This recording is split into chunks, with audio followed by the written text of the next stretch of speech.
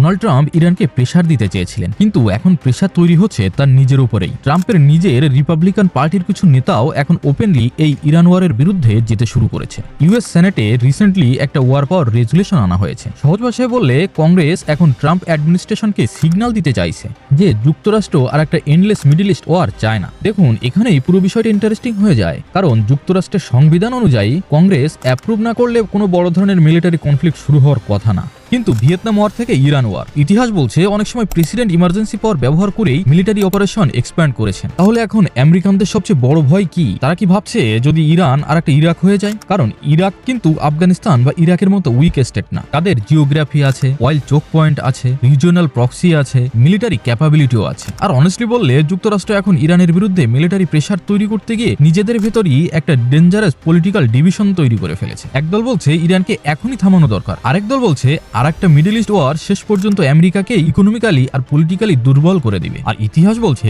যুক্তরাষ্ট্র বাইরে যত বড় বড় যুদ্ধ করেছে তার থেকে বেশি ড্যামেজ সবসময় যুক্তরাষ্ট্রের ভিতরেই হয়ে গেছে।